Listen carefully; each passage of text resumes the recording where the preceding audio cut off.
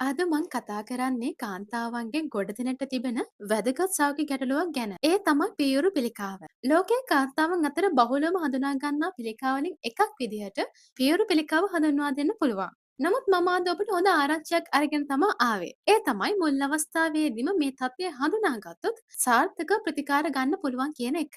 එහෙමනම් පියුරු පිළිකාවක් ඇතිවෙන්න පුළුවන් කියලා පෙන්වන මූලික ලක්ෂණ කිහිපයක් ගැන අපි අද කතා කරමු. අංක 1. පියයුරු තුළ හෝ කිහිල්ලේ ගැටිත්තක් හසුවීම. පියයුරු පරීක්ෂා කරන වෙලාවට තද ගැටිත්තක් හෝ සාමාන්‍ය නොවන ගැටියක් ඔබට හසු වෙනවා නම් ඔබ අනිවාර්යයෙන්ම වෛද්‍යවරයෙක් හමු වෙන්න යන්න. අංක 2. පියයුරු වල හැඩය හෝ ප්‍රමාණය වෙනස් වීම.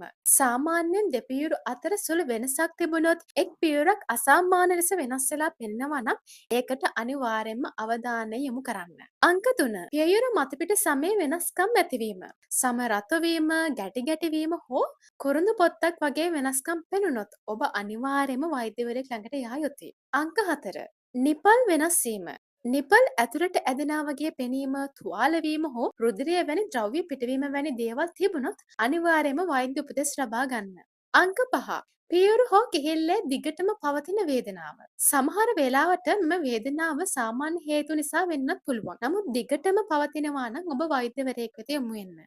ඒ වගේම මතක තියාගන්න මේ ලක්ෂණ තිබුණා කියලා අනිවාර්යයෙන්ම පිළිකාවක් කියලා කියන්න බෑ. නමුත් වේලාසනින් හඳුනා ගැනීමෙන් ජීවිතයක් බේරගන්න පුළුවන්.